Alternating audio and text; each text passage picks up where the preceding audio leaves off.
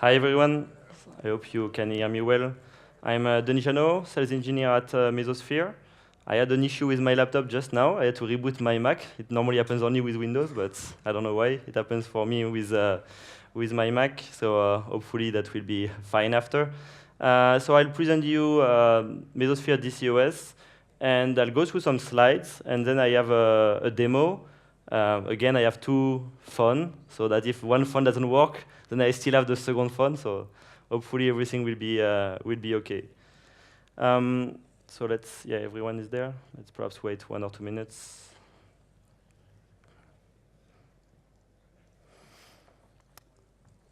So normally when I do my demo, everyone complains about the fact that my characters are too small in my terminal. So I think that time, that should be fine, right? You should be able to see it correctly.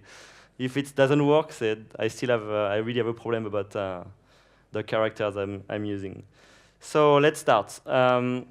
So machine learning, why it matters? I mean, there is nothing new here. You know that in all the industries, people are using machine learning either to improve processes or to increase revenue, generate new revenue, and so on.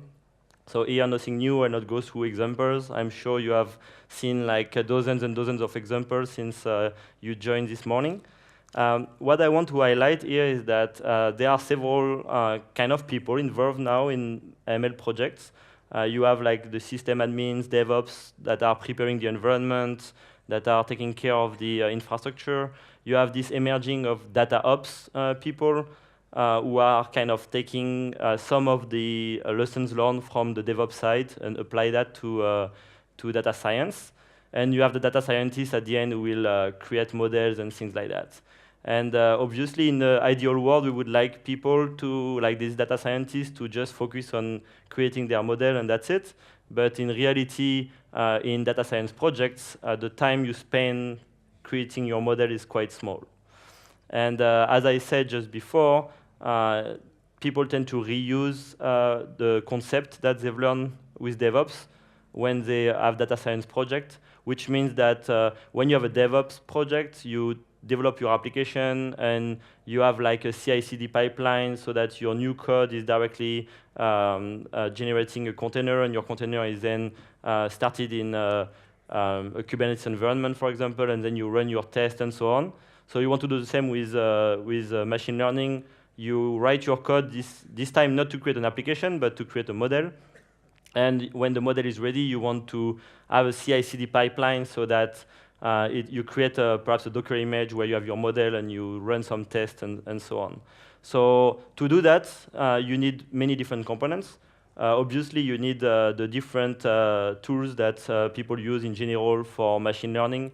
It can be data stores like HDFS. It can be Spark, TensorFlow, notebooks like Jupyter Notebooks. But if you follow this principle, you also need to have software like GitLab, Jenkins, so that you have your CI/CD pipeline in place. You also need to have Kubernetes running, perhaps, so that you can deploy your containers there and so on. So that's what we see generally in data science projects.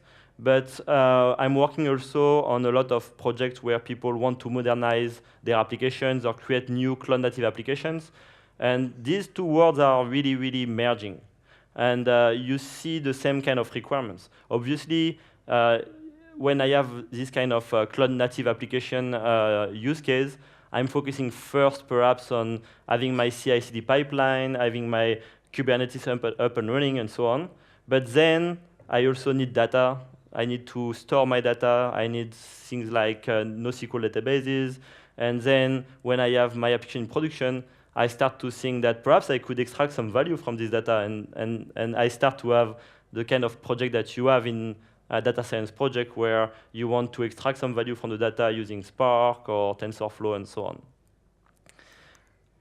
So if you just deploy all these different technologies in silos, like we have done generally since a long time, then what happens is that you have some physical servers or virtual machines that are dedicated for Kubernetes. Some others are dedicated for Spark. Some others are dedicated for GitLab, Jenkins, and so on. So you get a lot of different silos, and they are generally all underutilized. And the second issue, which is probably the most important one, is that you have to learn about all these technologies. You have to learn about how you can, how to deploy and maintain Kubernetes, how to scale it, how to secure it. You have to learn about how to upgrade it without disrupting your applications running on it. And then you have to do exactly the same for Kafka, you have to do the same for Cassandra, and so on. So it's really painful, and it also means that it takes more time for you to develop your application or to create your models because you spend upfront a lot of time preparing everything. So that's why the public cloud is really popular, because people just say, yeah, I have no value in becoming an expert in managing Kafka, Kubernetes, and so on. So let's just consume these services in the public cloud. But there are two main problems there. The first one is you'll be locked. So if I start to consume all the services provided in Google Cloud, then I cannot really go easily to AWS. And perhaps I have a regulation that is telling me, oh, you should not be in the cloud for that workload. You should go on-premise, and there is no way you can easily go from the cloud to on-premise.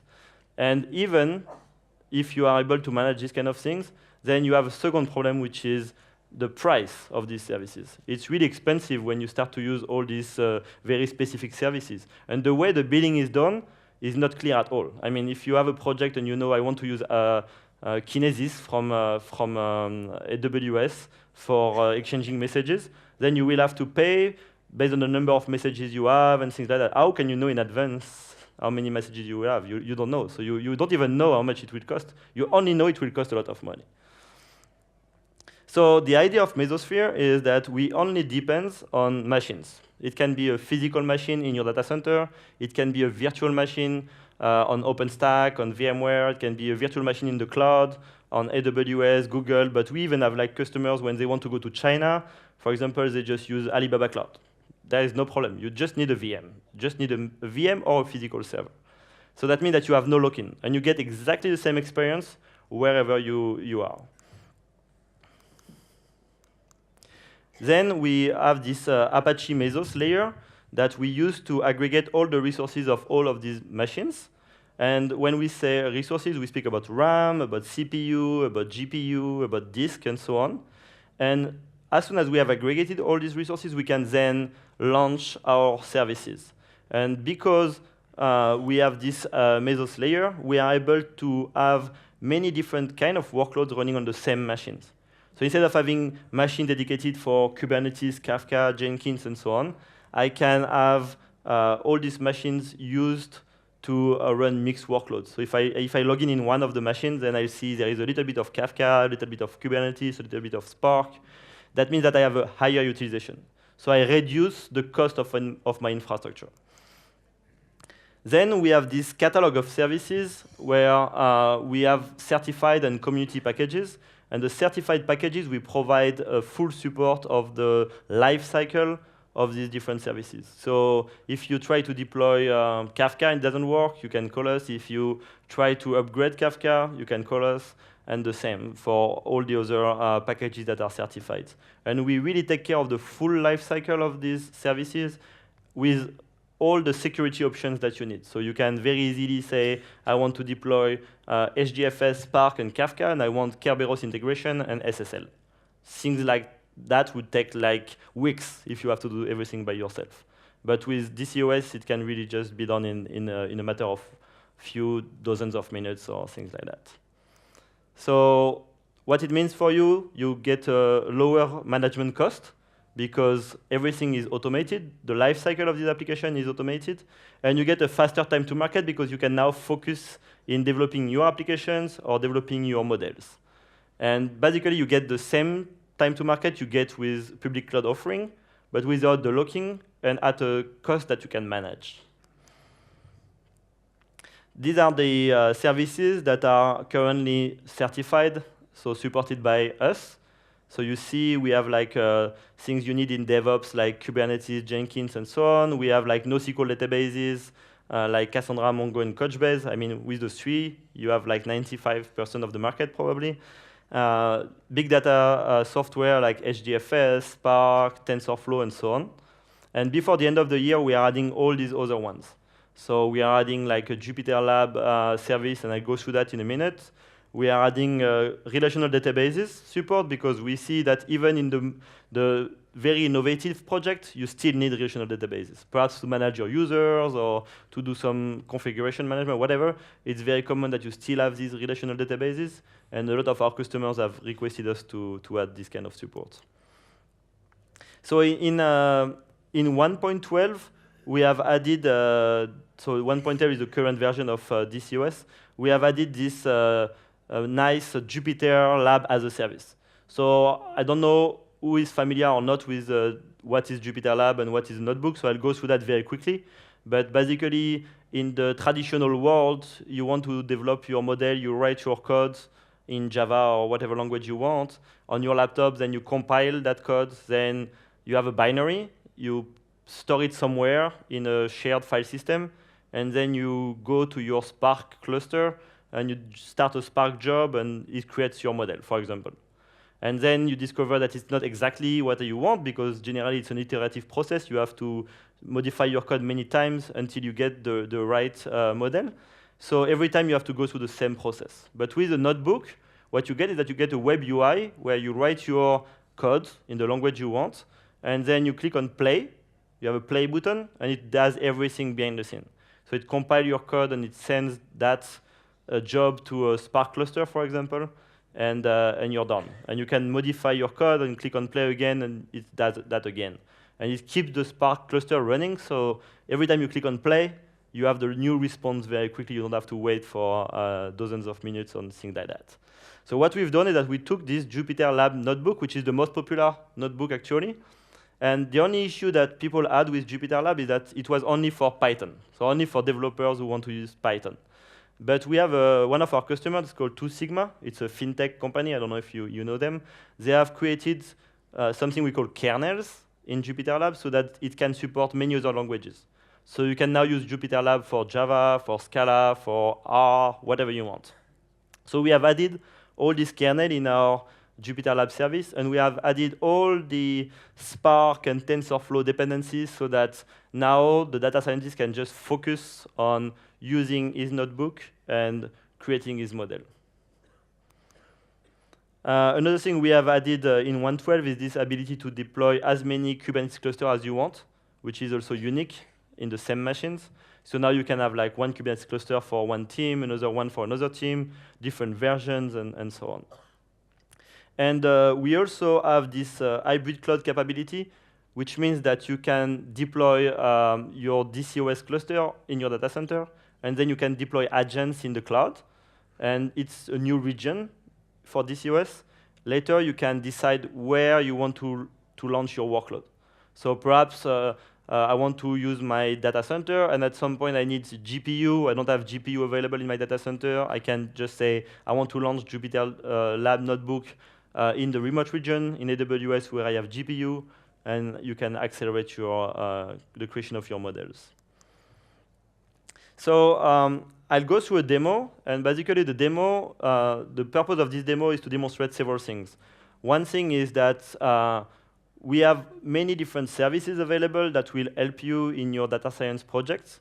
That also that we can deploy these services with security. So you'll see in the demo, I have secured everything with SSL for all the communication between all these different pieces, and I am using Kerberos to secure also the access of the data.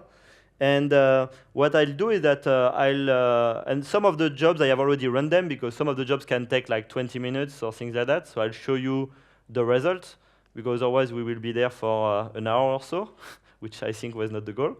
So we use Flickr. We'll get some pictures of cats and dogs using the Flickr API, and we'll store them in HDFS. And then we will go on the Jupyter Lab notebook, and we will launch a job. In fact, I already launched it, but I'll show you. Launch a job that is like retraining a model to classify pictures. And as soon as my model is finished, then what I do is that I store that model in a GitLab repository, and I have set up a CI/CD pipeline so that automatically it will create a Docker container with my model, and it will push that container in a Kubernetes cluster. So you have kind of the full the full pipeline, the full story I have described at the beginning, and everything running in only one platform without having to maintain all the different dependencies. Oops, it will be before after. So let me check if I have a good network and everything works well.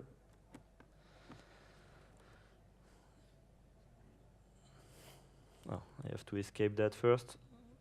Oops, yeah, that's good. Last time, that's when I escaped it, that everything was broken. So as I said, the first thing I did here is that I used Apache NiFi to get pictures of dogs and cats from the Flickr API. So I'll not go through all the details, but I'll just show you I have 2 times the same job. And if I go there in that component here, you can see that I have indicated on that one that I want to look for cats. Oh, you don't see it. That's not good. So let me just move it there.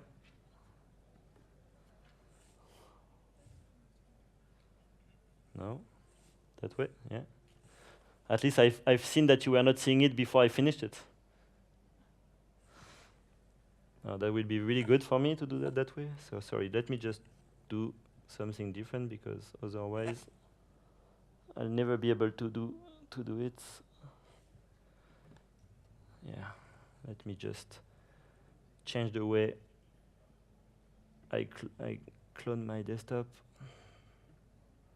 That will be easier. Yes. Yeah, that's better. So let me go back and show you again. So I have my NiFi here, where I have 2 jobs, one to get picture of cats and one to get picture of dogs. So here, if I go on the first one, I can see here that I have indicated that I wanted picture of cats in that case. Then I just go here through the Flickr API and get all the list of the pictures. I have a loop to go through the different pages. Then I get my pictures one by one. And when I get the pictures, I then just store them on HDFS. And as I just explained before, I have like a Kerberos integration. So you can see here that I have indicated the information like my key tab and so on, so that all the communication are completely secured.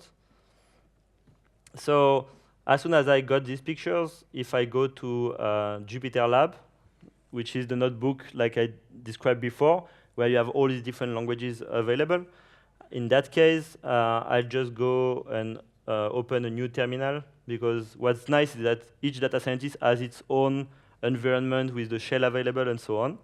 So I can just take a look here and see that I should have pictures of cats and dogs there.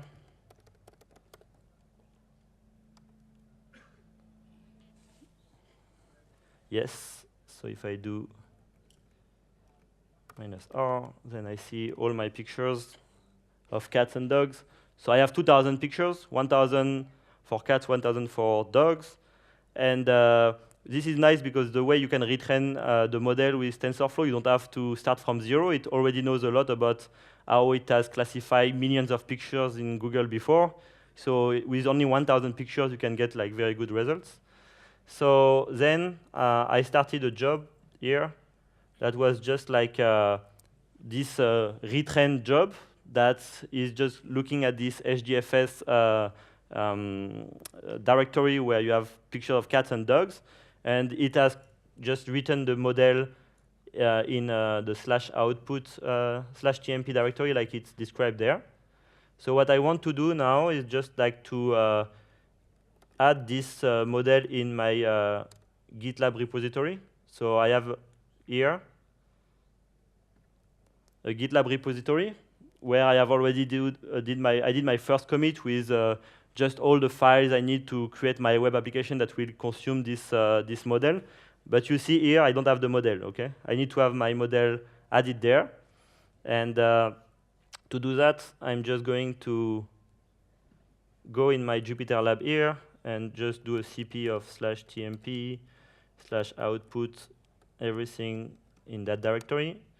And I can do a git commit -am with the model.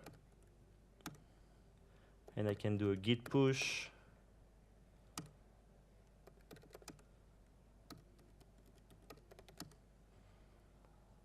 So in a few seconds, I'll see here that I have a new commit and I have my model. It will come in a minute. And then what I did is that I configured Jenkins so that it will take a look at this GitLab repository. And whenever there is a change there, it will discover that change and it will start to run the pipeline. And basically what it means is that at the end, it means that it will execute that file. That's generally we call Jenkins file. And when it will execute that file, it will get a Docker image, which is like my base image. And it will then get the data from the GitLab repository with the model and so on. And it will create a new Docker image based on that. It will push that image to the Docker hub. And finally, it will run some kubectl command to deploy that container in Kubernetes. Okay?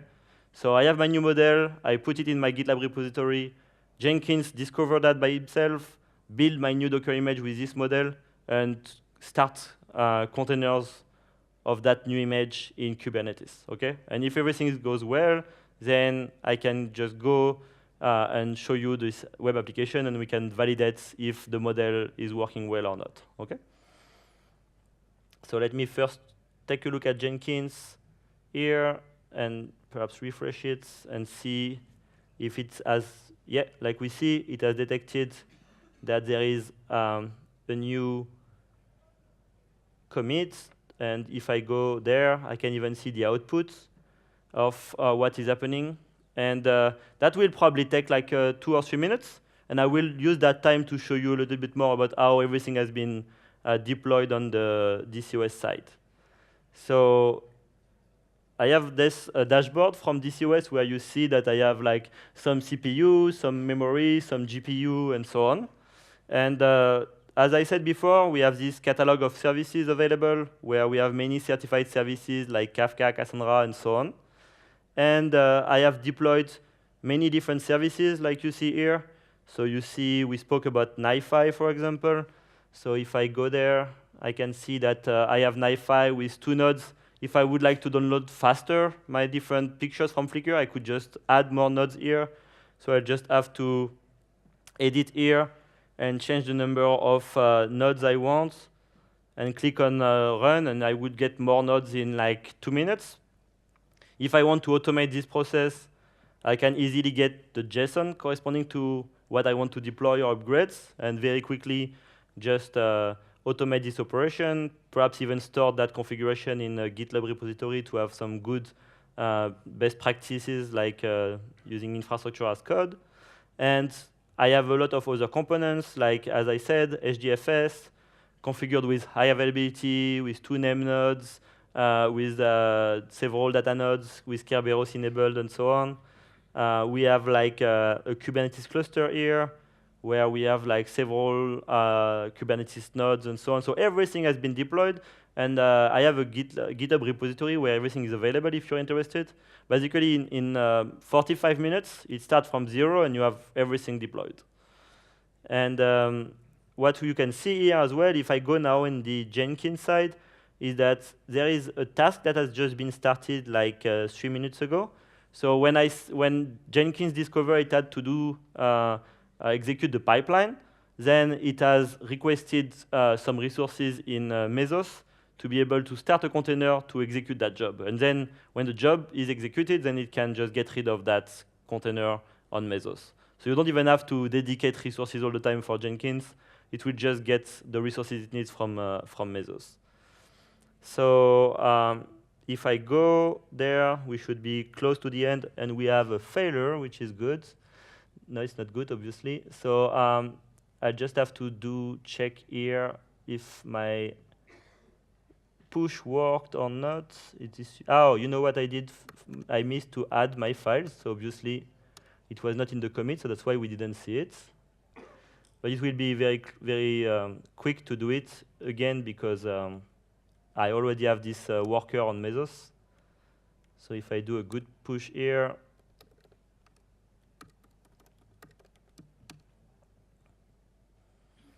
that's why when I refreshed, I didn't see the model. This time I should be able to see it.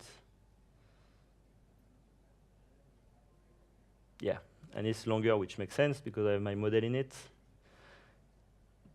So what I will do there, just to get some time, I'll just execute it myself, so I will not wait for him to discover it. Oh, it's even already discovered it, so that's great. So this will be fast because the executor that we have used just here is still there, has not been deleted yet. So this machine already get like the Docker pool, will be very fast and so on. So it will just take 1 minute or so to deploy to finish the full pipeline.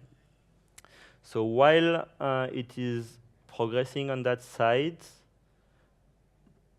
I'll just go back on the UI and show you a few other things that are quite interesting. As you see here, I have one GPU used by my JupyterLab notebook. So when I retrain my model, I've been able to use the GPU that was allocated on that node. And in Mesos, you have this ability to create quotas. So you see for JupyterLab, I have a quota of 7 CPU and 48 GB of RAM it can use when it launches new jobs. Okay, so that's very nice because you can give like a notebook to a data scientist and make sure that this person will not consume all the resources of your cluster. So I'll do that at the very end when the rest will be finished. I'll just start a quick distributed Spark job so you can see that in action and you can see the usage of the GPU. But it's really unique because when you look at Docker in general, you can use GPU, but you cannot limit how much you consume of this GPU. In Mesos, you can do that, so that's really powerful. So let me go back here again. Oh, I have a success, which is better. So now, if I go on my Kubernetes cluster and I refresh here, I should be able to see that it is starting some instances. Obviously, it asks me for a token, and I don't know if my file is expired or not. So let's try to see if it gets it. Should be fine. Yes. So you see, it's kind of doing a Docker pull of the image I have just created, and starting that deployment.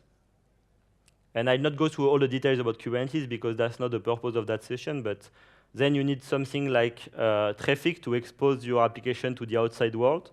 And automatically, you see that I have this rule that has been created to be able to go to my 2 containers that are running in Kubernetes.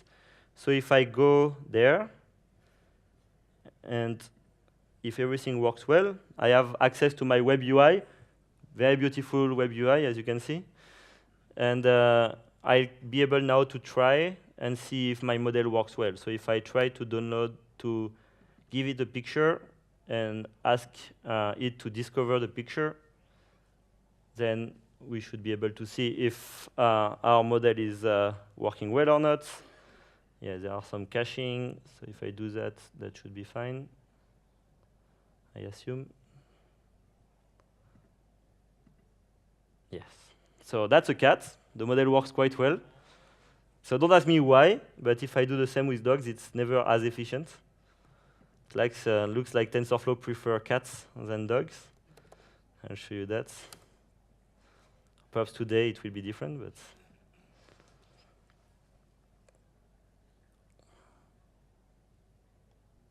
oh, it's not so bad, but it's not as good as the cat. Poor dog. That's perhaps why. And you can even try sometimes to confuse it to see what it thinks about this picture. So the model doesn't work very well on that one. I don't know why. Oh, that's probably why. So sometimes it recognizes as a cat, sometimes as a dog. Depends on when I do it. So very quick demo I will add, as I said before, when we executed this job to retrain the model, it was not a distributed job. So I will just run another one that is using distributed Spark. And what we do here, in fact, is that we use like a very nice project that has been open sourced by Yahoo that is doing like using like Spark to distribute a TensorFlow job. So you just have to slightly modify your TensorFlow job, and you get like it distributed on Spark, which is a lot easier than creating your own cluster for each TensorFlow job, which is what you generally need to do. So we don't really care about the results so much. I just wanted to show you here that on Mesos, I'll see that I have my 2 containers that are starting now. And these 2 containers are using GPUs. And I'll see there, if I go and look at my usage, I see that I am using 2 CPU, 2 GPU, and 13 GB of RAM. Okay, so I have no quota for GPU. I could have added also a quota for it if I wanted, but just to show you the advantage of using DCOS for GPU and the way you can manage quotas. So if I go back there, just like a last slide, just to summarize what I have just demonstrated. If it wants to show it, yes. So, you know, like I said, oh, that's great. I don't see it in my screen. Yeah, that's good. So DCOS provides all the software you need for this kind of data science projects. It can deploy each of them in a few minutes. I didn't demonstrate that here because obviously the talk would be too long, but I have some demos available. I have that as a video on YouTube as well if you want to take a look later. You can secure everything with Kerberos and TLS, which is something that is very complex to do generally. You can do that anywhere. Like what I demonstrated here in AWS, I could have done that on-premise, I could have done that in Google or wherever. You can have a nice notebook experience, which is really what the data scientists are asking for currently. You can leverage GPU, you can use Mesos quota to make sure that people don't really use all the resources of the cluster. And you can even use the same platform to deploy Kubernetes and serve your models. So that's all I had. I think we still have some time for questions. So I don't know if, who has the microphone? I think we have a microphone now. So if we can just get a microphone, so. Do we have any question? I'm sure we have, right? Can't see you guys. I have a light in my face since the beginning of this talk.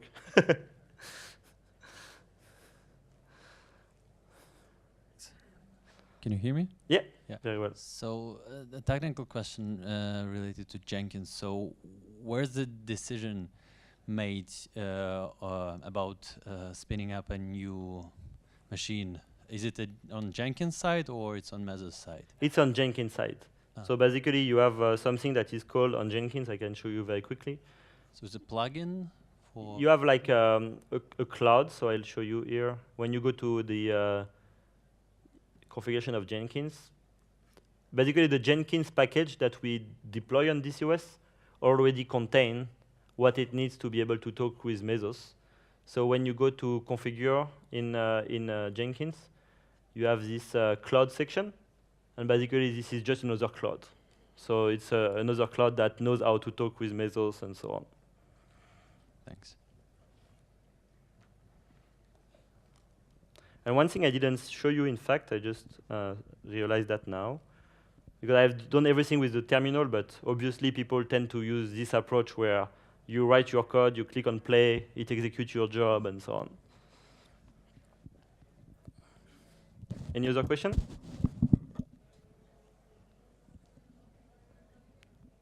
Sure. Good. So great.